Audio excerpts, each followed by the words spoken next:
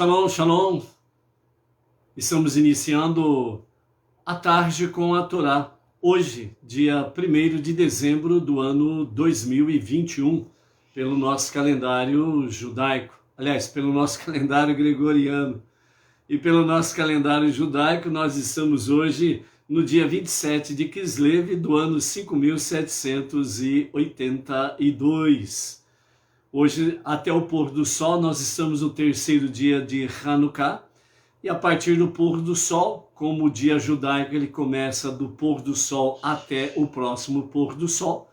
Então, ao pôr do sol de hoje, teremos a nossa quarta noite de Hanukkah, onde estaremos acendendo a quarta luz de Hanukkah. Ok? Baruch Hashem por isso, em que nós estamos aí, bendizendo ao nosso Eterno, trazendo constantemente a tarde com a Torá, onde nós fazemos aí o estudo da Parashá semanal, a leitura diária da Parashá, das porções, dentro da própria porção, a leitura diária, e assim nós vamos então dia a dia conectados com a Torá. Hoje nós estamos no quarto dia da semana, e, portanto, nós estamos no nosso quarto dia do Shabat, Baruch Hashem, e nossa quarta leitura, a nossa quarta aliá, a quarta leitura da nossa porção semanal. Vamos primeiramente, vamos ver o recado do nosso Rebbe Menachem Mendel, o tzadik da nossa geração, que tem para nós um recado muito especial no dia de hoje. Aliás, todo dia o seu recado é especial, ok? Então vamos lá. O nosso Rebbe Menachem Mendel, o tzadik da nossa geração, ele assim fala conosco hoje. Por vezes você vê que as coisas lhe são tiradas das mãos e estão seguindo uma ordem sobrenatural. Nessas ocasiões, simplesmente faça da melhor maneira possível o que você tem de fazer e deixe o caminho livre para Deus fazer o que Ele está fazendo e sabemos que é o melhor. Então, nesse conselho aqui, o nosso Rebbe Menachem Mendel, ele nos fala que há certos momentos na nossa vida que nós de fato observamos e percebemos que as coisas fogem ao nosso controle. E quando nós percebemos isso, então nós precisamos ter um olhar clínico, espiritualmente falando, para vermos que realmente é Deus que está tomando conta da situação, é que Deus está dirigindo essa situação. Aí você percebe que de fato é algo sobrenatural. Então nessa ocasião, nosso Rebbe diz que a melhor coisa que nós precisamos fazer é aquilo que compete a nós, a nossa parte, para que nós venhamos fazer da melhor forma possível. E no mais, deixar o caminho livre para que Deus venha fazer a sua parte. E sabemos que Ele faz perfeitamente, Então, por isso, confiança em Deus e mantenha calma. Ele está no controle, ok? Baruch Hashem por isso. Então vamos lá, Hoje nós vamos aí também mandar o nosso shalom, ao Willy Singer, Aparecida Silva, Luilton Souza, a Thalita Esther, o Claudimir Messias de Goiânia, Goiás, a Alessandra e o seu marido Ângelo de Formiga, Minas Gerais, a Tânia Castro, lá de Manaus, Amazonas, o João Luiz Martins, a Solange da Silva, lá de Porto Alegre, Rio Grande do Sul, a Maria Aparecida do Nascimento, o Edson Batista Filho e a esposa Gisele, lá de Paranavaí, Paraná, Então, Baruch Hashem por isso daí, ok? Por esses amados aí.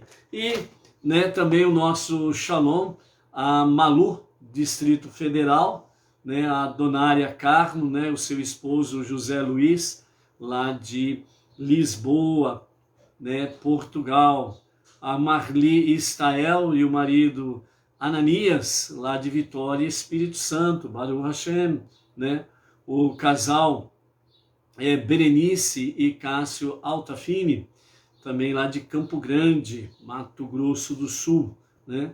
Baruch Hashem, que pela misericórdia do nosso Deus, né, de norte a sul, leste a oeste do nosso Brasil, né, estamos aí presentes em todos os estados praticamente, né? Por enquanto não tenho notícia do estado do Amapá e de Roraima, né? Que ainda não vi nenhum shalom que vem desses dois estados, né? Vamos ver aí que em breve possamos ter aí algum shalom vindo de alguém aí do estado do Amapá e de Roraima, Baruch Hashem, ok? E sem contar, né, pela graça e misericórdia de Hashem, né, os vários países aí que também a tarde com a Torá tem chegado aí, Baruch Hashem por isso aí, né? A Fátima Oswaldo Sato, lá no Japão, Baruch Hashem, né? Que faz também um bom tempo aí que está nos acompanhando em A Tarde com a Torá, ok? Estamos então nos dias de Hanukkah. Vamos falar mais um pouquinho sobre o significado de Macabeu, ok? E depois vamos para a nossa quarta aliá. Então, como nós falamos ontem, né, a personagem principal foi Yehudá Macabi, né, ou mais conhecido popularmente como Macabeu, mas o termo literal é Macabi, né? E vimos também ontem que se trata, né, de um acróstico, né, Macabeus ou Macabi, quando Deus abriu o mar vermelho, o mar de juncos, e o povo passou em pés enxutos pelos 12 túneis que milagrosamente apareceu assim que o mar se abriu. E então o povo entoou, né, um cântico e um grito, né, dizendo: Mir Hamorra Baelim Hashem, Mi Hamorra, Mi Kamorra, né, literalmente Mi Kamorra Baelim Hashem. Ou seja, quem é como você entre os poderosos, ó Deus, né? Esse era o grito de guerra dos Macabeus, ou dos Macabi, Yehudá Macabi, e também escrito, né, Macabi, nas bandeiras que perfilavam no combate contra a invasão grega, né? Alguns explicam também que a expressão Macabi está relacionada à palavra grega que significa forte e lutador. Outros explicam também que a palavra hebraica para martelo, que é makav, ou porque Yehudá era o martelo de Deus. Seus traços se assemelhavam um pouco ao de um martelo, ou porque sua ocupação anterior era de um ferreiro, né? E também tem essas explicações sobre a questão Macabi, Yehudá Macabi. Alguns sugerem que vem da palavra Mecabe, que significa extinguir. Os macabeus se esforçaram para apagar o fogo dos gregos, que espalharam morte e desolação por toda a terra de Israel, né? Então, aí no caso, né, Yehudá Macabi também, chamado de extintor, né? Apagar o fogo dos gregos. Os gregos estavam com muito fogo, né? Então tem que apagar o fogo. Então Matitiahu, o sacerdote, que era o patriarca da família, ele era um Kohen, era um sacerdote, e alguns explicam que a palavra Macabeu ou Macabi era na verdade um acrônimo para as letras iniciais de seu nome, que era Matitiahu Kohen Ben Yohanan. Então também tem essa outra explicação sobre Macabi, Matitiahu Kohen Ben Yohanan, né? O rabino Ishayai Halevi Horovitz, conhecido como Shelah, ele escreve, né, um grande sábio, um grande comentarista da Torá também, escreve que a palavra Macabi pode ser decifrada para formar um acrônimo para as palavras de Ezequiel, que está lá no capítulo 3, o verso 12, no livro do profeta Ezequiel, né? Que fala, Baruch kevod Hashem mimekomo, né? Abençoada é a glória do Senhor de seu lugar. Ele explica isso no contexto da afirmação dos sábios, de que quem discute o reinado da casa de David é como se ele tivesse uma disputa contra a presença divina, né?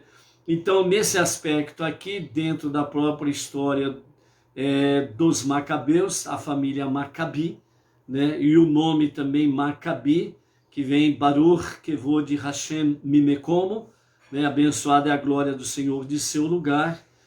Os sábios afirmam que quem quer que seja que venha discutir o reinado da casa de David, ele está numa disputa contra Deus, está lutando contra o próprio Deus, pois Deus é que determinou o reinado da casa de David, de onde procede, né, Mashiach. Então os macabeus, eles cometeram uma falha nesta guerra.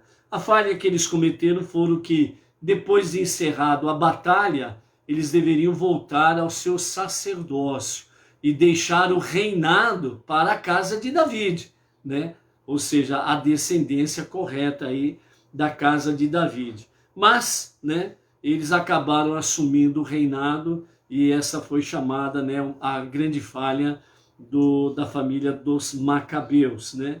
Então, bem-aventurada é a glória do Senhor de seu lugar, implicando que eles não causaram nenhuma desonra na presença divina, uma vez que a intenção original de Jehudá e seus irmãos era pelo mérito do céu, né? Então, mesmo eles cometendo esta falha, não foi considerado uma desonra. Obviamente, depois as coisas voltaram ao seu devido lugar, ok? Segundo os nossos sábios, né, da Mishnah, Talmud, Kabbalah, etc. e tal, então eles falam também que a palavra Macabeu, ou Macabi, tem o valor numérico de 72. Então todo o nome Macabi tem um valor numérico 72, que faz exatamente alusão aos 72 nomes sagrados de Deus, né? Então tem essa questão também mais elevada, mais profunda, né? Mais, vamos dizer assim, mais íntima, no sentido da interpretação do nome Macabi, que está ligada diretamente aos 72 nomes sagrados, né? Do nome divino do Eterno, né? Onde vem aí grandes meditações dos 72 nomes divinos. Então os mestres racídicos explicam ainda que os dois versos relacionados com Macabeu ou Macabi denotam a presença de Deus no mundo. Ou seja, quem é como você entre os poderosos, ó Deus? Esse é um verso. Então refere-se a Deus tanto o poderoso como o Deus. Então Deus, somente Ele, tem de fato, né, realmente essa expressão que só cabe a Ele, El Shaddai, que significa o Todo-Poderoso, só Deus, o único Criador, o único Salvador, o único Deus que pode realmente ser chamado o Todo-Poderoso. O primeiro termo, então, implica a restrição necessária para criar uma realidade desprovida de sua presença aberta. Este último representa a revelação de sua presença. Colocar as duas palavras juntas representa uma fusão das duas dinâmicas, né? Então, a dinâmica de Deus, né? O Todo-Poderoso revelando-se neste mundo inferior, né? Sem que o mundo e o ser humano e as criaturas demais não venham perecer com a presença divina. Por isso temos aí os 10 filtros, né, da luz que emana dele mesmo, porque o próprio Eterno, ele é o Ein Sof, ele é a luz infinita, ele é o próprio infinito, né? Todo poder está nele infinitamente revelado, ele é toda força, né? Então, para que ele possa se revelar aqui neste mundo, então o próprio Deus foi da vontade dele fazer Tzimtzum, né? Que é exatamente o retrair-se. Então, para que a Shekhinah, a presença divina, se revelasse de uma forma que nós possamos suportar, sobreviver e desfrutar dessa presença infinita de Deus no nosso mundo e em nossas vidas, o próprio Deus usou o sistema chamado Sefirot, que são os 10 filtros da emanação de Deus, que começa lá em cima no Keter, coroa, que só ele habita, só o Ein Sof habita, e vem descendo pelos demais filtros até chegar no Malchut, o reinado, que é este mundo inferior, né? Então, quando Deus fez Tzimtzum, né, ele se retraiu para que este universo pudesse existir. Para nós seres humanos, este universo aqui parece infinito, mas não é. Só existe um infinito, que é Deus. E esse universo que nós habitamos aqui, ele é finito. Ele é finito, porque ele está contido em Deus. Ele está dentro de Deus, né? E Deus, ele não tem como estar habitando plenamente, porque simplesmente voltaria tudo ao zero absoluto. Por isso ele fez Tzimtzum. Então essa retenção, ele ter se retraído para que o universo pudesse existir, ele pudesse criar este mundo, este universo, criar todas as coisas e principalmente criar o ser humano à sua imagem e semelhança. Então, dentro desse aspecto aí, então a revelação divina é uma realidade e por isso, né, Macabi fala dessa forma, né? Quem é como você entre os poderosos, ó Deus? Quer dizer, toda a pessoa que pode ser chamada de, entre aspas, né, poderosos pela sua posição social, poder aquisitivo, poder político, poder dentro de um reinado, etc. e tal, né? Todos desaparecem ante a sua presença, ok? Então, por isso, né, é necessário essa questão da sua presença aberta só através das Sefirot, as 10 emanações de Deus, os 10 filtros, onde ele se revela como Shekhinah, a presença divina. Então, um tema semelhante abençoada é a glória do Senhor de seu lugar. Esse outro termo, a palavra hebraica para abençoada aqui significa baixar, né? Então, abençoada é a glória do Senhor de seu lugar, ou seja, a glória de Deus foi baixada aqui, né? Através das Sefirot, as 10 emanações ou os 10 filtros, de uma forma mais simples para compreendermos isso, né? Então, esses 10 filtros é onde essa emanação, presença divina, por ele ser Ein Sof ou infinito, ou seja, a sua presença que é luz, fonte infinita de luz, isso significa um poder infinito. Se ele se revelasse dessa forma neste mundo inferior, puf, ou seja, seria semelhante ao buraco negro no espaço sideral, que ele engole, né, as estrelas, os brilhos, né, as estrelas brilhantes e vão para o buraco negro. Significa que se ele viesse se manifestar sem os 10 filtros, simplesmente tudo voltava ao zero absoluto e só ele continuaria a existir, ok? Então, dentro desse aspecto aí. Então, abençoada significa baixar. Estamos atraindo sua presença de seu lugar nas alturas, no trono celestial, em estado de ocultação para a nossa realidade, né?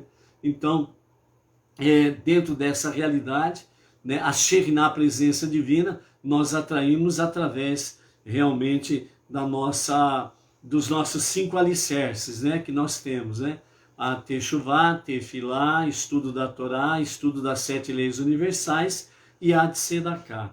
E é disso que se trata Hanukkah, trazendo luz e santidade para as trevas, um processo que será concluído de forma plena com a revelação do justo e o verdadeiro Mashiach, né? E que a revelação de Mashiach seja rapidamente para os nossos dias e que seja para agora mesmo. Amém. Vê. Amém. Ok? Vamos então para a nossa quarta leitura. A nossa quarta leitura, ela está no capítulo 42 de Gênesis, do verso 18 até o capítulo 42, do capítulo 41, verso 53, até o capítulo 42 e o verso 18. É a nossa quarta leitura de hoje, né? Porque nós estamos no quarto dia do Shabat. Então nós vimos ontem os 7 anos de fartura e agora começam os 7 anos de fome, né?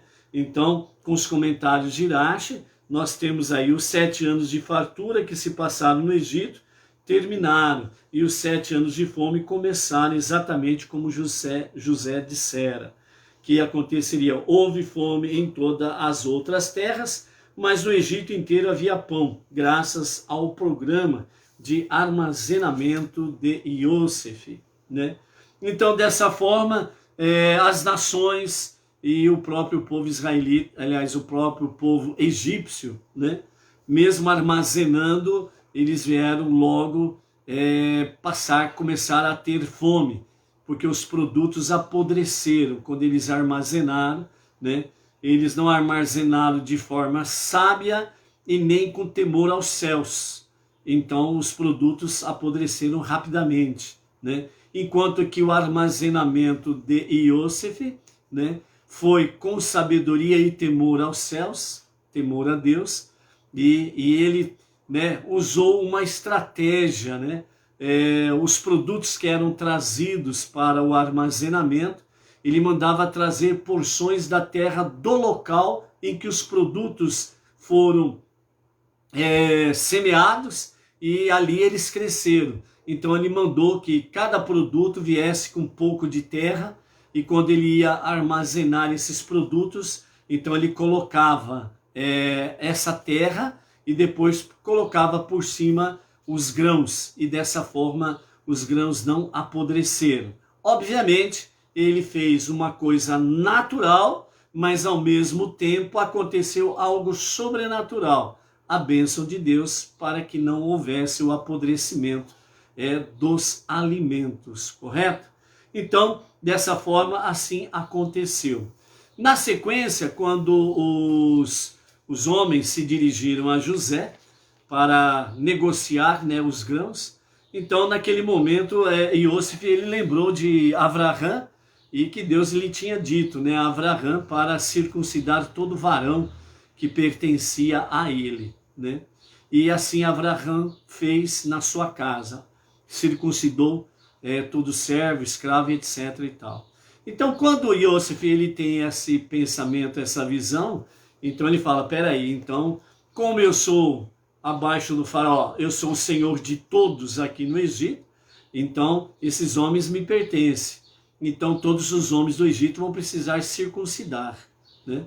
E quando ele então diz, antes de fazermos negócio, vocês precisam fazer a circuncisão.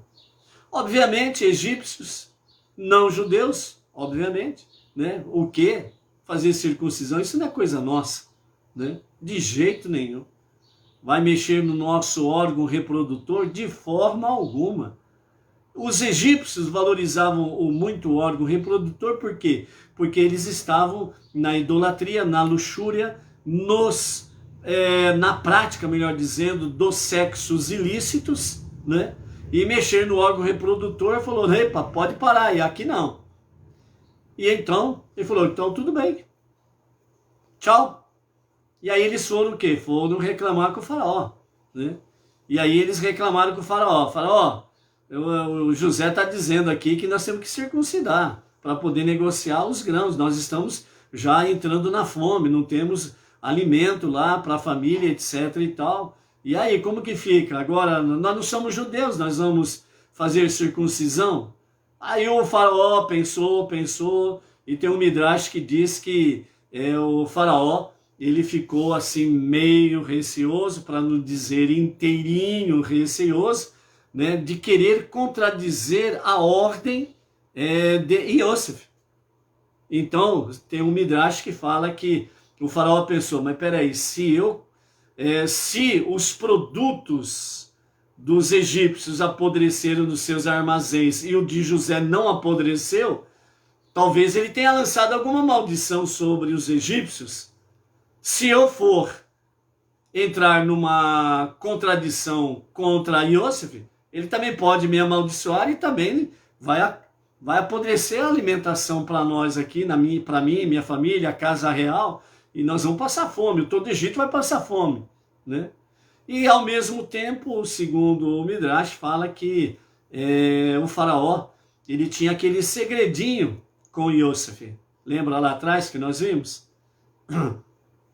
Iosif foi testado, né, o faraó, né, com orientação dos seus conselheiros, que Iosif precisaria falar as 70 línguas, como o faraó falava. E para José ser o vice-rei, o vice-faraó, o vice-governador, e na prática, governador de fato sobre todo o Egito, e tudo que existia no Egito, e então os conselheiros falaram, ele tem que falar 70 línguas. Então o faraó foi, né, e no seu particular foi lá conversar com Iosif. E nesse momento, né, nesse interim, o próprio Midrash diz que o anjo Gabriel veio e ensinou a Iosif todas as 70 línguas. Então, quando o rei conversou com Iosif nas 70 línguas, Iosif respondia tranquilamente, um belo de um diálogo, né? E tal. Aí depois que terminou as 70 línguas, a Iosif falou em hebraico com o rei. E o rei ficou boca aberta e não entendeu nada. E o que é isso, José? Aí Iosif falou para ele, faraó, essa é a língua nativa da minha terra, da minha pátria, da minha família, dos meus patriarcas, é o hebraico. E o faraó não sabia falar o hebraico. Então, Iosif sabia as 70 línguas e mais uma, que era o hebraico. O faraó ficou inferior a Iosif. Então foi onde que o faraó pediu para ele guardar um segredo entre eles, né? E para que ninguém ficasse sabendo disso daí, né? Então, nesse momento aqui veio também a memória do faraó, o segredo, né? Então o faraó falou, não vou entrar num atrito com Iosif, porque se ele contar o segredo, eu perco o reinado agora mesmo, né? Então ele simplesmente respondeu aos homens, aos egípcios, né? Procurem Iosif e façam tudo o que ele vos disser. Tchau! Iosif é o governador de vocês. Não vem conversar comigo não, vai direto com ele lá. É ele que decide. E os homens egípcios tiveram que ir com José, e então todos eles foram circuncidados. Depois da circuncisão, Iosif forneceu os alimentos para eles e os seus familiares, né? Então isso daí é realmente mais uma ação maravilhosa de Deus na vida de Iosif, né? E sobre todo o Egito, né? Então dessa forma aí, né, Iosif foi enriquecendo o Egito, enriquecendo o faraó, que o povo foi comprando, né, o que eles, depois que terminou o seu dinheiro, suas moedas de ouro, de prata, suas pedras preciosas, aí começou a vender o próprio gado para o próprio faraó através de Iosif, né? Aí depois foram as propriedades, etc. e tal. E dessa forma, o Egito, o faraó, ficaram multimilionário, né? E em nenhuma moeda, em nenhum grão, Iosif tomou posse indevida. Era tudo do faraó, pertencia ao faraó. E Iosif não pegou sequer nenhum grão que não lhe dizia respeito. Portanto, né, Iosif não ficou com nenhum centavo do rei, do faraó. Tudo era do faraó, ok? Então isso mostra também outro detalhe, né? É honestidade nos negócios, para que nós possamos realmente, né? Quem mexe com negócios, né? Então quem mexe com negócios, né? Então precisa ter essa balança justa, como diz Provérbios, né, Michelei? Precisa ter a balança justa. A Torá também fala sobre a balança justa, né? Então todo negócio precisa ter aquela questão. Ó, por exemplo, né, nós estamos vivendo o fim do ano e tem aquela operação que fazem aí, né? Black Friday, um negócio assim, não sei como que fala direito, mas é esse trem doido aí, né? Então fala que é a maior festa de fim de ano, grandes descontos e companhia limitada, né? Tem algumas pessoas que, antes que começa essa tal de grande oferta aí, né? Tem aqueles que são cuidadosos, então eles fazem uma pesquisa de preço naquilo que eles pretendem comprar na chamada, né? Black Friday ou esses negócios aí de grandes ofertas aí de descontos e companhia limitada de fim de ano. Então ele faz uma pesquisa anterior. Ele deixa tudo guardadinho. Aí depois ele vai lá naquela devida loja que está lá, né? Promoção por causa da dita cuja aí da festa aí de Black Friday, esses negócios aí.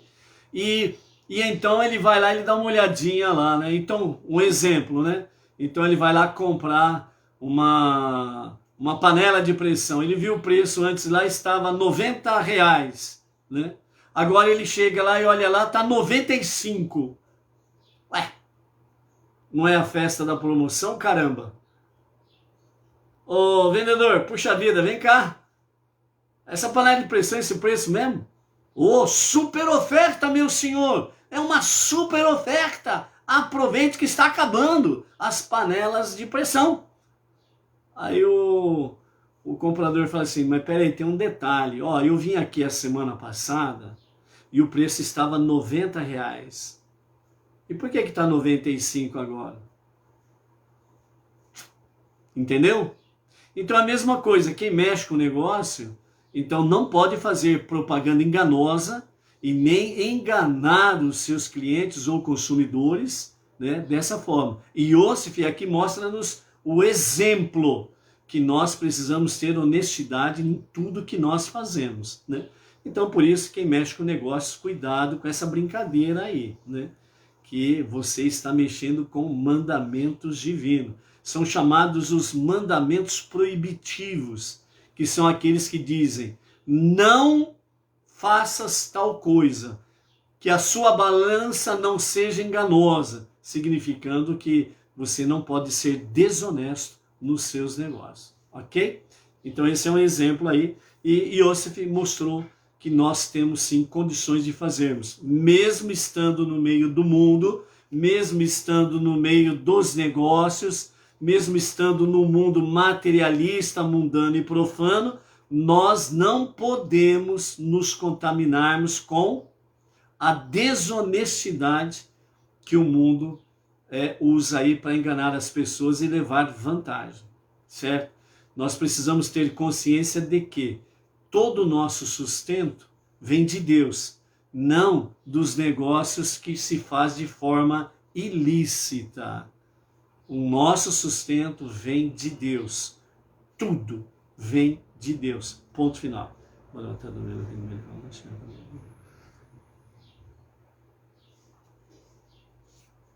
Então, dentro desse aspecto aqui, eu quero trazer para vocês uma história do Rabi Akiva e o pobre homem rico, né?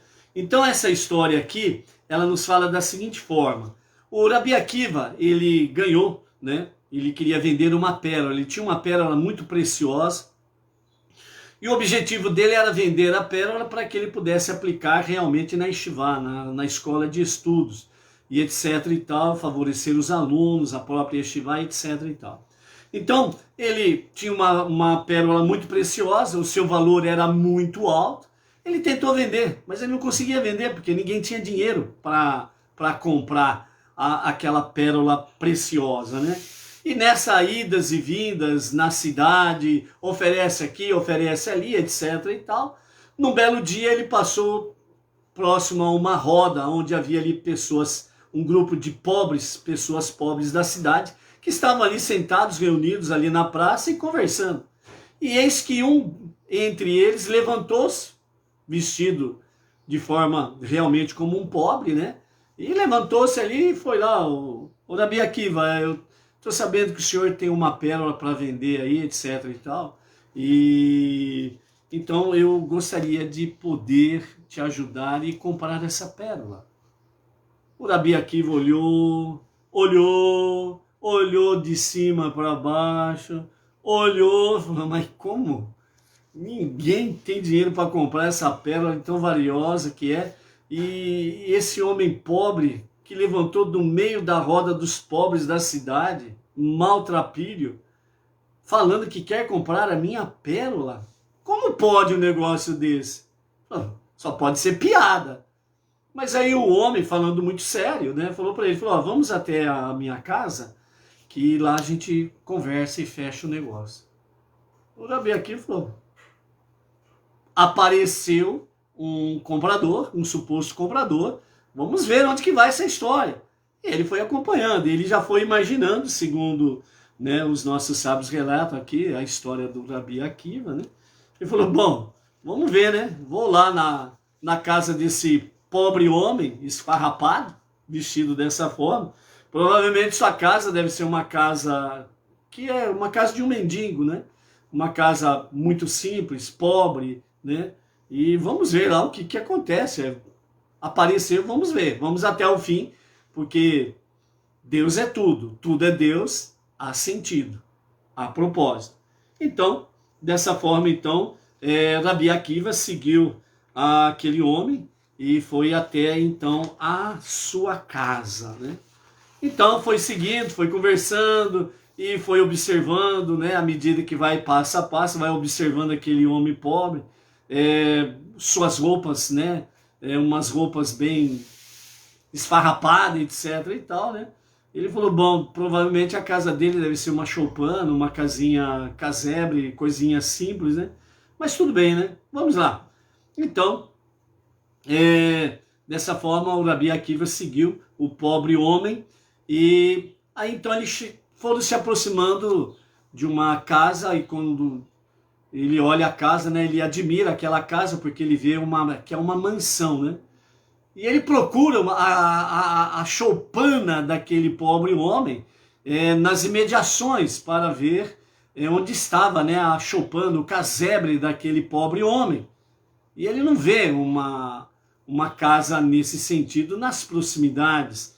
E eles estão caminhando e cada vez mais vão se aproximando daquela mansão. E ele fala, o que é isso? Só pode ser uma brincadeira. Não pode ser.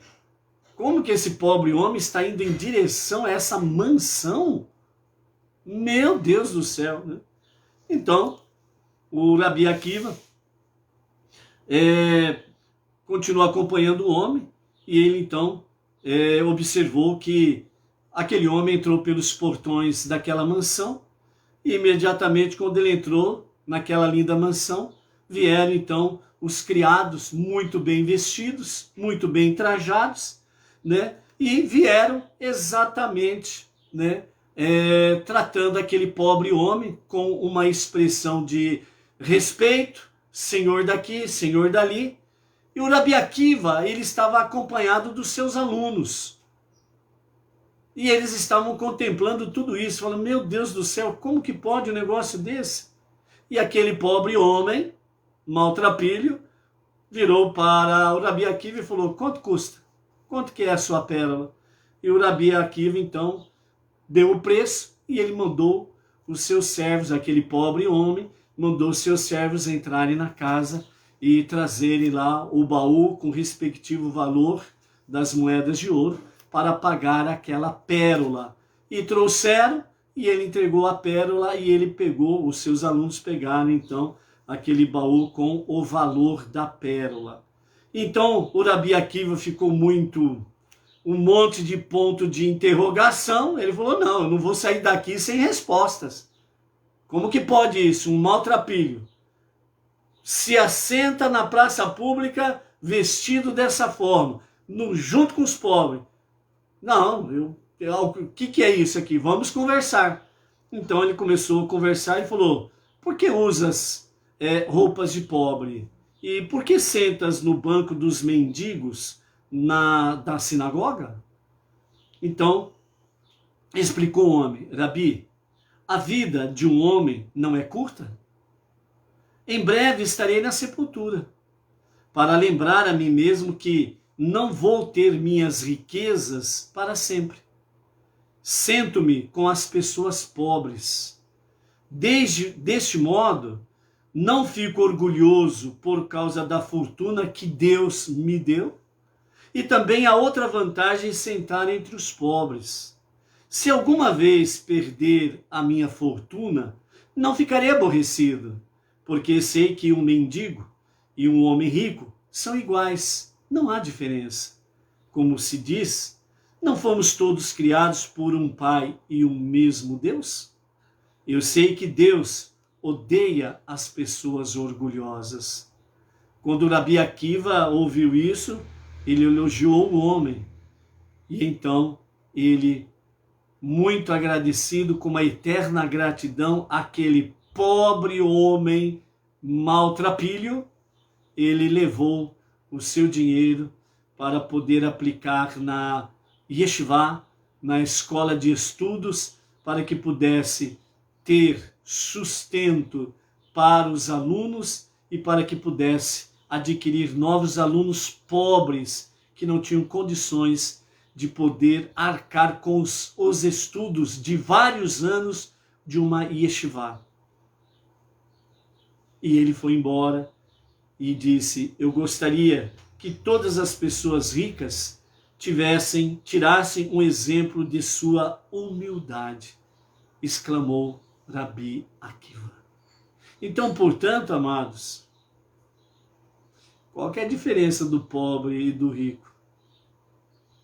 Então, por isso que de várias maneiras, melhor dizendo, os nossos sábios falam que a riqueza que Deus dá não é para gastar em luxúria, coisas proibidas, em sexos proibidos, gastar de uma maneira vã. Como diz um certo profeta, né? Gastar naquilo que não é pão. No sentido, pão significa a Torá, os mandamentos, as 7 leis universais. Então, por isso, você, seja rico ou pobre, não deixe de contribuir com uma comunidade Benei Noach. Não deixe de contribuir com a nossa sinagoga sede Beit Chabad do Brooklyn, São Paulo, com o nosso rabino Yaakov Gerenstadt. Não deixe de aplicar no teu futuro hoje, porque isso é algo maravilhoso. Então, essa é a grande lição que nós temos aqui, né? Que Iosif não se deixou levar pela riqueza, não se deixou levar pelo poder aquisitivo e manteve-se humilde, honesto, transparente e não fez nenhum negócio ilícito durante o tempo de escassez. Tudo que foi programado, todos sabiam como seria e todos se submeteram a esse controle, né, no bom sentido, para que todos pudessem ter o que comer e não morressem de fome, ok?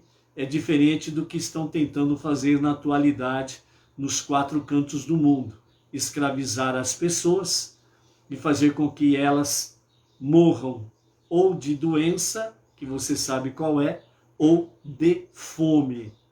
Fica em casa, a economia vem depois, né? E agora? Fica em casa, o carnaval vem depois. Por que agora não é assim?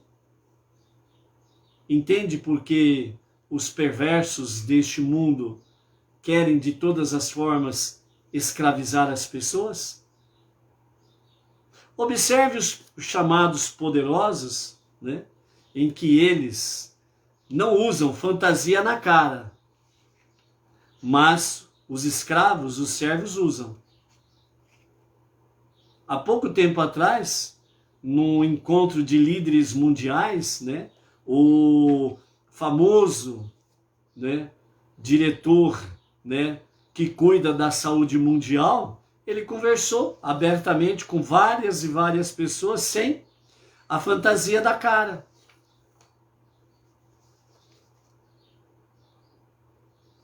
Inteligência tem que ser fortalecida, cultivada, para que você não seja um escravo, ok? Então, né, a partir do capítulo 42, há uma pausa para Iosif e o Egito, e aí a partir do capítulo 42 nós temos aí a entrada, né, sobre Iácov e os seus filhos, e a primeira viagem dos filhos de Iácov para o Egito, para comprar alimentos, grãos, para que eles possam ter realmente o sustento para não passarem fome e não morrerem de fome, né? Então essa é uma realidade.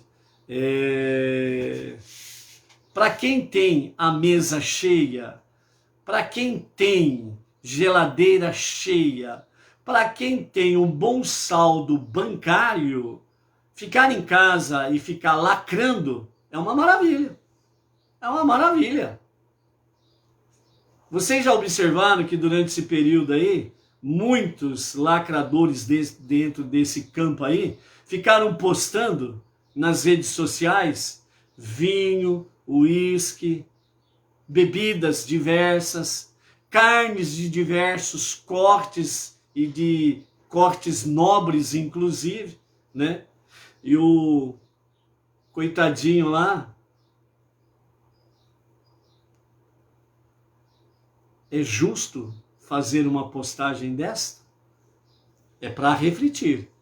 Você tire as suas conclusões, ok? Você tire as suas conclusões. Lacrar assim é muito bom. Tá tudo bem? Beleza? Agora vamos pro carnaval. Que tá tudo beleza. Não é assim? Bom, cada um colhe o que planta. Vamos em frente. Então aí, nesses momentos, né, enquanto a família de Iácov e os seus filhos estão lá em Canaã, a seca e a fome começou a chegar por lá. Havia uma certa provisão, beleza. Mas, como é um caminho também de mercadores, né, os filhos de Iácov começaram a falar para os mercadores, né, que traziam as notícias, o que estava acontecendo no mundo daqueles dias, a seca, a fome, companhia limitada. Ao mesmo tempo, o Egito tinha grande provisão de alimentos, né? Mas aí os filhos de Iácov começaram a se vangloriar, né, de que não tinha problema algum, que eles tinham e Deus proveria para eles, beleza, né? Então Iácov acaba repreendendo os seus filhos, porque eles começaram a se expor de uma forma que poderia suscitar, né, realmente inveja, olho gordo, ódio, raiva das pessoas por causa dessa expressão um tanto quanto, vamos dizer assim, né, prepotente, né? E então Iácov, ele chama a atenção dos seus filhos e fala para eles, precisamos tomar cuidado, porque a natureza, ela está aí, está gemendo, a terra está seca, não está produzindo nada. Há uma parte que cabe a Deus, mas há uma parte que cabe a nós. E se nós não trabalharmos, se nós não lutarmos pela nossa liberdade, se nós não lutarmos para termos o que comer, não vai cair do céu. Nós temos que fazer a nossa parte. Então, Iácov, ele chama a atenção dos filhos que eles não podem se esquecer dessa questão. Confiar em Deus, tudo certo, ótimo, é isso mesmo. Mas não podemos ficar folgados, cruzar os braços E ficarmos na nossa rede, sombra e água fresca, uma aguinha de coco de vez em quando, bem geladinha, que delícia, né? E uns tira-gosto, kosher, né? E beleza. Deus, trabalha aí que eu estou folgando aqui, né? Então, Iacove chamou a atenção dos seus filhos. Não é assim que se faz. Então, se preparem que vocês vão para o Egito. Vão buscar comida. Vocês vão ter que se esforçar, vão ter que viajar, vão ter que negociar e vocês vão ter que fazer uma viagem árdua para poder trazer o sustento. E se nós nos esforçarmos, Deus honrará o nosso esforço. É questão de mérito, certo? E não o pão da vergonha. É isso que Iacove estava falando para os seus filhos. E de acordo com isso daí, então Iacove ele prepara os seus filhos para a viagem, menos Beniamim, que não vai nessa viagem. Os demais seguem viagem para o Egito. E Iacove fala para os seus filhos, como vocês são de bom porte e chamam a atenção facilmente entre as pessoas, assim como vocês também têm um bom porte belo, né? Não só um bom porte físico, forte, saudável, mas vocês são belos, para não chamar a atenção, porque chegar um grupo, né, desses homens sadios, um porte avantajado, um porte físico avantajado, saudável, bonitos, vai chamar a atenção de todo mundo. Então vocês se dividem e entrem por várias entradas no Egito para não chamar a atenção. Portem-se com modéstia. É isso que Iacove estava dizendo. Então é portar-se com modéstia, né? Então é aquela mesma questão. Eu quero ficar rico. Por que você quer ficar rico? Eu quero ficar rico porque eu quero comprar um iate de 6 milhões de reais, eu quero comprar um jatinho de 10 milhões de reais, porque eu quero isso, eu quero aquilo. Epa! Que modéstia é essa? Você entende quando a pessoa diz assim, puxa vida, eu gostaria de ser muito rico para poder ajudar o movimento Bnei Noach, as comunidades A, B e C, a sinagoga sede, que não sei o que. Mas na hora da pergunta X, né, as primeiras coisas que a pessoa pensa é na sua luxúria. Está vendo como que as pessoas são realmente espiritualmente pobres e esfarrapadas, maltrapilhas? Olhe no espelho e pergunte, e aí, você, ficando rico, o que você vai fazer? Os olhos brilham, passa 1000 coisas pela cabeça, né? E aí como que você vai responder? A modéstia. A modéstia. Era isso que Iacove estava ensinando os seus filhos, né? Para que eles fossem e então não viessem a se portar de forma a chamar a atenção. Por isso que a vida judaica, ela é uma vida judaica, sempre as pessoas se comportando de forma modesta, né? Para não chamar a atenção mesmo, né? Bom, então, dessa forma, os filhos do nosso patriarca Iacove se preparam para a viagem, né? E nesse aspecto aí, Iacove preserva Beniamim, porque ele começa a fazer uma relação da morte de Rachel na viagem, a morte de Iosef, que foi atrás dos seus irmãos. Então ele tira uma conclusão precipitada e errônea de que a viagem não seria boa para os filhos de Rachel. Rachel na viagem dá à luz a Beniamim, mais 2 irmãs, e falece. Iosef, filho de Rachel, vai na viagem para saber o que acontece com seus irmãos, e um animal selvagem, segundo a notícia que ele recebeu, pegou pelo caminho e o matou. Agora, Beniamim, se ele for seguir viagem, vai acontecer alguma coisa? Então, não. Beniamim fica em casa, né? Aqui não é o ditado aí, né? Fica em casa e etc e tal, né? Aqui é fica em casa para preservar a vida. Apesar que o Rashi fala, né, que Iacove ele se precipitou nesta sua questão, porque de fato não tinha nada a ver com viagem. Não tinha nada a ver com viagem. Rachel, ela dá à luz a Beniamim e morre no caminho, e ali naquele caminho a visão profética mostra que ali no sepulcro de Rachel é onde no primeiro exílio babilônico, né, o povo que foi levado para a Babilônia como cativo passaria por ali, e realmente ela estaria intercedendo em favor deles para que o exílio não fosse longo, né, e retornassem rapidamente para a casa, né? E Iosif não morreu na viagem. Na realidade, ele foi vendido como escravo. Ele estava muito bem vivo. Então, essa precipitação de Iaco, ele segurou Beniamim. Ok? Então, dessa forma aí, os filhos vão para o Egito. Eles vão ter o primeiro encontro com Iosif. Eles não reconhecem Iosif, e Iosif os reconhece, né? Então, há momentos em que José fala com seus irmãos de forma branda, de forma conciliatória, e momentos em que ele é ríspido, né? Ele faz realmente assim abordagens contundentes, né?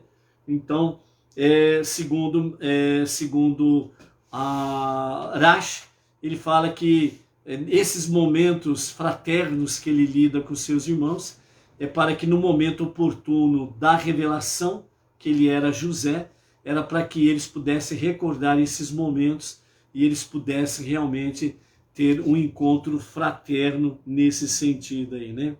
Então Iosif entendia muito bem o hebraico e eles não sabiam que era Iosif, automaticamente eles não sabiam que Iosif podia ouvi-los e compreendê-los, né?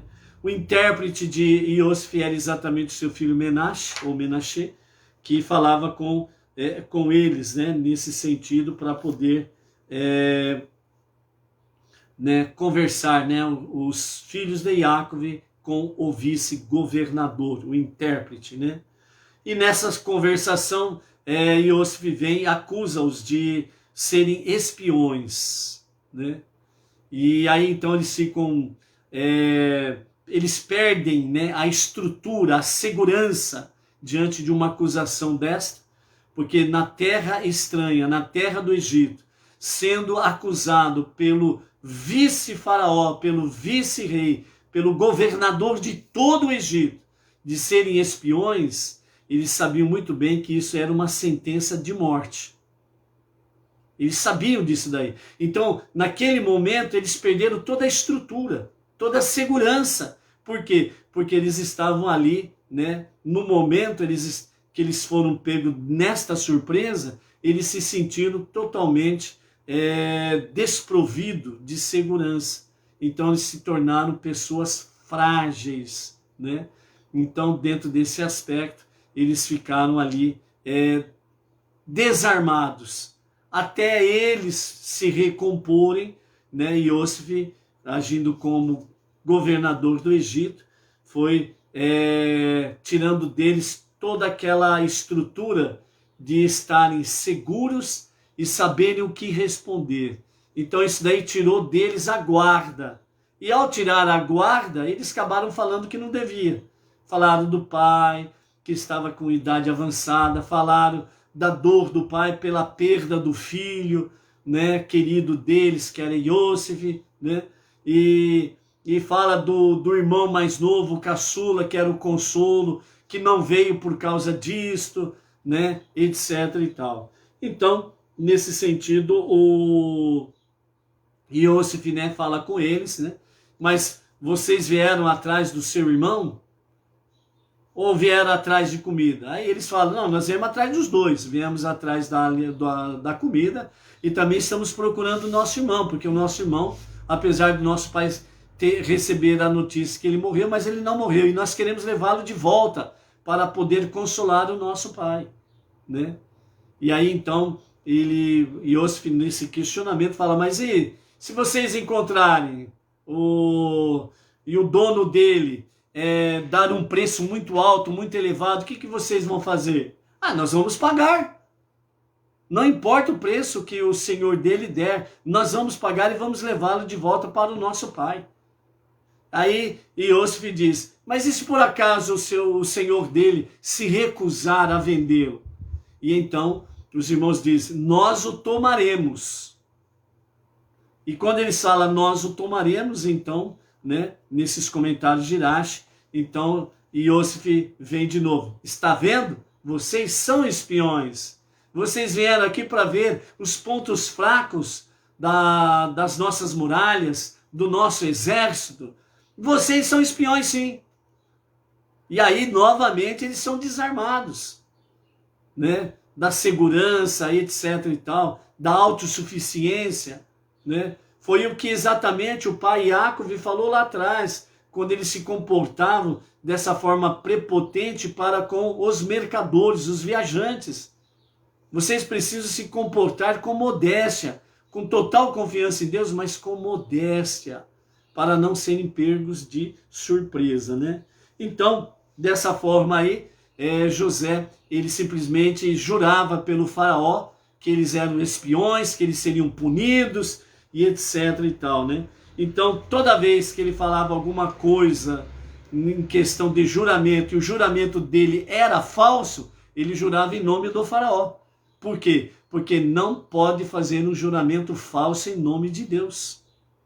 Então José não usava o nome de Deus para fazer o juramento, ele usava o nome do faraó. O faraó não era Deus, era um homem. Então, dessa forma, ele fazia o seu juramento, né? E os irmãos de Iosif foram pegos tão de surpresa que eles não chegaram nem a se tocar que Iosif estava fazendo juramento em nome do faraó, em nome de um homem que não tem segurança nenhuma. Não é Deus. Então, quando o ser humano ele está com peso de consciência e ele não conseguiu ainda corrigir o seu erro, e ele é pego de surpresa, ele perde toda a estrutura. Ele fica vulnerável. Por mais que ele tente se defender ou agir de forma inteligente, ele é pego no contrapé. Por quê? Porque a sua consciência o acusa, a sua consciência o trai, porque a sua consciência está mostrando para ele, você não está em condições de poder realmente vencer essa batalha, você está em falha, você tem um erro grave, que era exatamente ter vendido o irmão para os mercadores como escravo. Então, nesta questão toda, né? Então Iosif ele manda que todos eles sejam presos, e todos eles vão presos, vão para a cadeia. Aí deixa lá eles 3 dias lá presos lá, deixa eles conversarem, etc e tal, né? Então depois no 3º dia Iosif manda trazê-los à sua presença. Então Iosif diz para eles, pensei direitinho sobre vocês, então eu vou fazer o seguinte, e vocês farão o que eu disser e vocês viverão, pois eu sou uma pessoa temente a Deus. Aqui, Iosif ele fala que ali é temente a Deus, o Deus deles, o Deus do pai deles, e mesmo assim, eles não se tocam, eles não estão percebendo o jogo das palavras. Por quê? Porque a consciência pesada não deixa as pessoas refletir corretamente. Então, por isso, amados, quando nós erramos e a nossa consciência mostra a realidade, corre para colocar sua vida, sua casa em dia, para você continuar sendo um sábio realmente diante de Deus e diante das pessoas, ok? Amanhã nós vamos continuar esse diálogo aqui entre Iosif e os seus irmãos, ok? Para nós concluirmos aqui sobre a questão do juramento de Iosif em nome do faraó, então nós temos aqui um midrash que os nossos sábios trazem para nós, que nos fala sobre exatamente ali a questão da fome, melhor dizendo, não do juramento de Iosif, em nome do faraó, mas sobre a questão da fome. né? Nós estamos dentro do campo em que a fartura cessou e começou, então, os famosos 7 anos, a previsão, né, de 7 anos de intensa seca e fome. Então, o Midrash traz para nós a seguinte questão, a fome que foi diminuída. Então, vejam bem como é interessante nós podemos refletir sobre os ensinamentos dos nossos sábios dentro do campo do Midrash, que está conectado ao Talmud, à Torá oral, os ensinamentos mais profundos da Torá.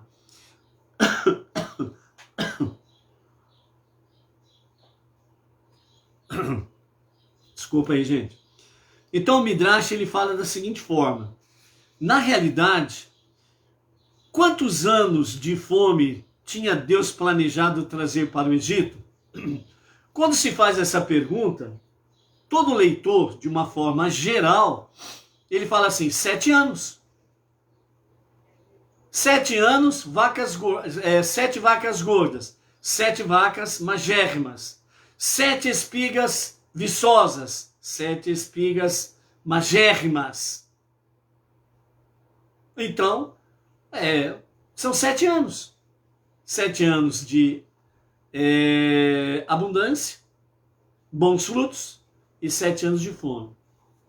Será que é isso? Vamos ver? Então, vemos lá. Sabemos que pelo fato de que a Torá repete os sonhos do faraó, nós percebemos, quando lemos, que o sonho do faraó foi repetido 6 vezes. Então vejam bem. Primeiro, o faraó sonhou que 7 vacas magras emergiram do Nilo. Segundo, o faraó sonhou que 7 espigas de trigo murchas cresceram. Segundo. Terceiro, o faraó disse para Iosef: vi 7 vacas magras saindo do rio. Quarto, o faraó disse para Iosef: vi 7 espigas de trigo murchas. Quinto, Iosef explicou ao faraó: as 7 vacas magras fazem alusão aos 7 anos de fome. Sexto, Iosef explicou ao faraó: as 7 espigas murchas de trigo fazem alusão à mesma coisa, 7 anos de fome. Então são 7 anos. Fala 7 anos, Iosef está dizendo. Ainda não chegamos no ponto final, vamos em frente. A Torá nos fala 6 vezes sobre os 7 anos de fome, para insinuar, para mostrar, para revelar que, na realidade, Deus planejou, o plano de Deus foi 42 anos de fome para o Egito. 6 vezes é falado do sonho, sobre 7. 6 vezes 7, 42. Então o plano original de Deus era 42 anos de fome para todo o Egito e o mundo existente na época. Porém, o nosso Midrash diz: Iosef rezou e disse: por favor, Deus, traga somente 7 anos de fome. E então Deus aceitou a prece do Tzadik Iosef, o justo Iosef, e ele reduziu a fome de 42 anos para 7 anos. Beleza, não serão mais 42 anos, serão 7 anos de fome. Mas só que não foram 7 anos de fome. Opa! Então não teve 7 anos de fome? Não. Então aí nós temos o quê? Que nós vamos ver na próxima Parashá, a partir da semana que vem. Quando Yaakov foi para o Egito com toda a sua casa, ele foi levado na presença do faraó. E quando ele foi levado à presença do faraó, eles estavam completando 2 anos de fome no Egito e no mundo existente da época. Então, quando Yaakov estava diante do faraó, Yaakov ele abençoou o faraó. possa Deus cessar a fome, disse Iacov segundo o Midrash. Deus realizou a bênção de Iacov e a fome terminou. Por causa dos dois tzadik, dos dois justos, a fome foi reduzida de 42 anos para 2 anos. Sabedoria judaica. Como é bom estudar a Torá. Você não acha? É isso daí, gente. 42 anos. O que nos mostra aqui e o que o nosso Rebbe Menachem Mendel nos fala, confirmando toda a Torá, os profetas, os escritos e os demais sábios, que a oração de um tzadik, ela pode mudar muitas coisas. Muitas coisas. Então, por isso, Maimônides, ele nos fala que um não-judeu que abraça a fé monoteísta, abandona a sua antiga religiosidade dentro do campo da idolatria e vem para o verdadeiro monoteísmo com fundamento judaico, com orientação rabínica, e começa a se dedicar aos estudos da Torá mais as 7 leis universais, ele é chamado de tzadik, de justo entre as nações. Então, amados, vejam bem o que os sábios do povo judeu falam a respeito de nós, não judeus, que vivemos a fé monoteísta. Isso está escrito nos livros dos nossos sábios, baseados e alicerçados pela Torá.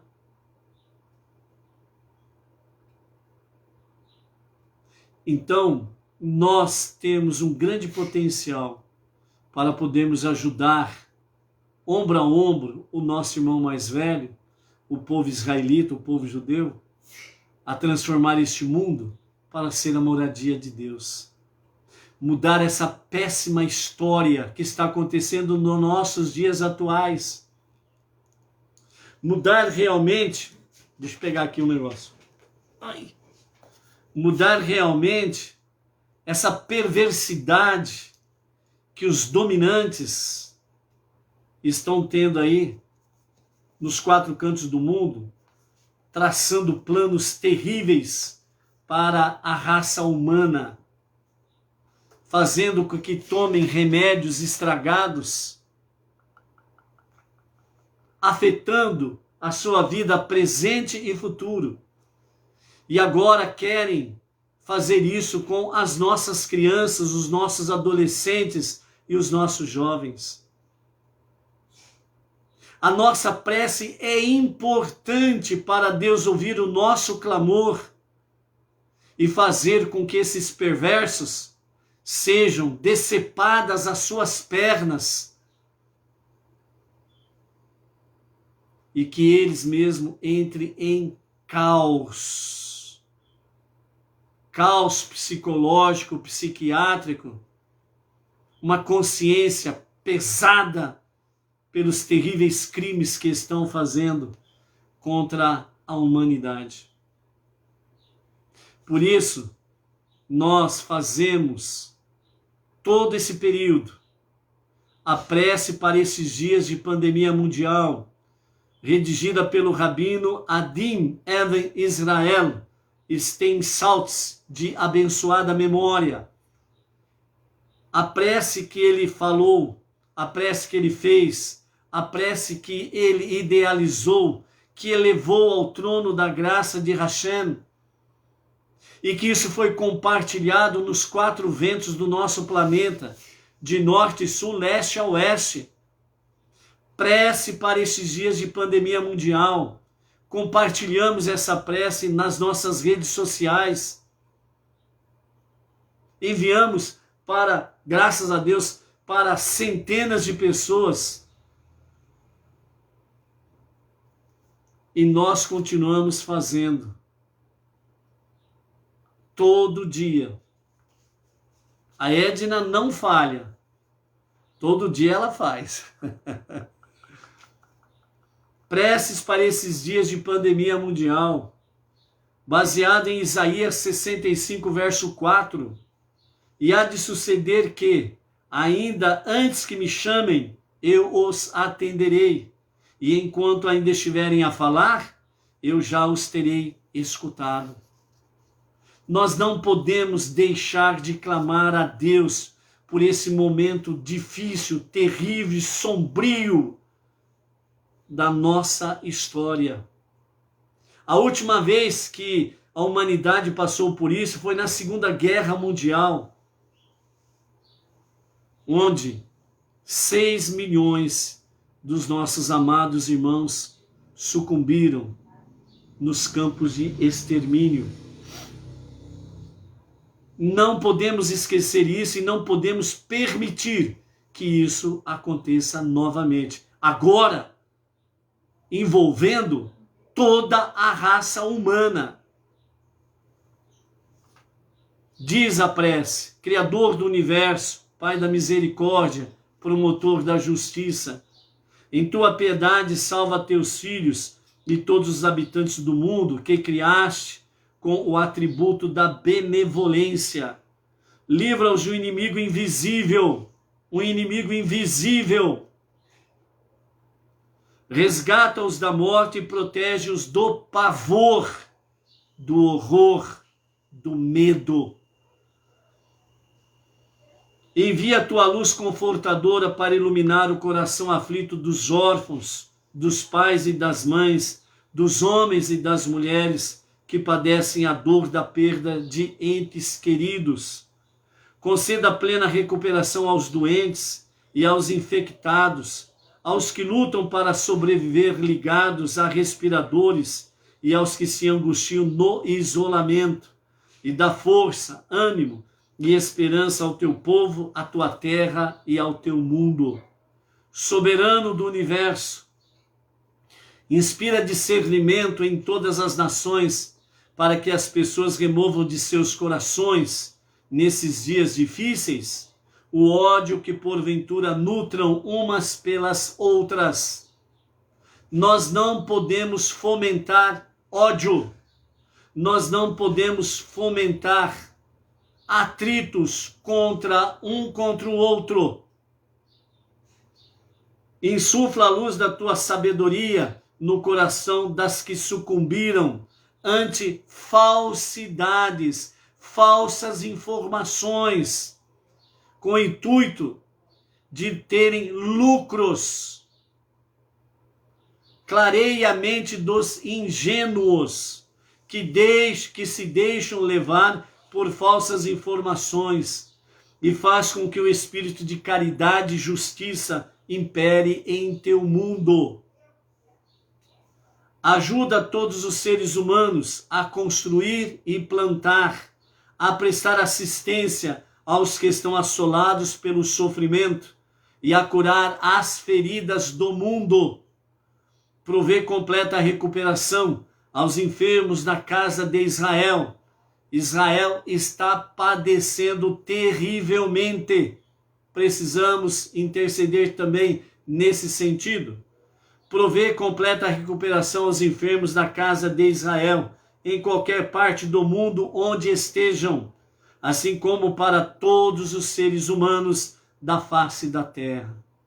Ó Pai misericordioso, tu que mantens com fidelidade teu pacto com a humanidade, é chegada a hora de enviares aos teus filhos boas novas de salvação e redenção.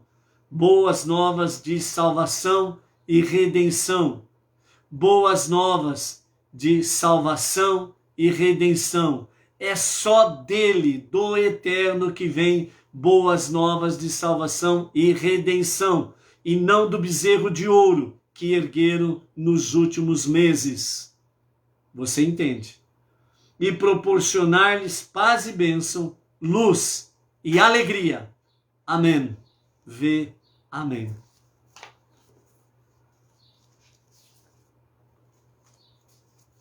Se nós nos calarmos,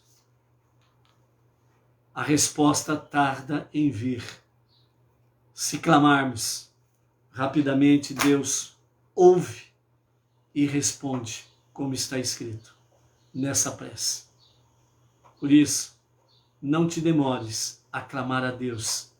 E quantas pessoas você puder levar a clamar diretamente a Deus, o único soberano Salvador, o único que pode, de fato, trazer uma resposta que traz shalom a toda a raça humana. E os perversos que venham pagar pelos seus crimes. Clame, porque é tempo de clamar para que as respostas sejam rápidas. Até amanhã. Shalom, shalom.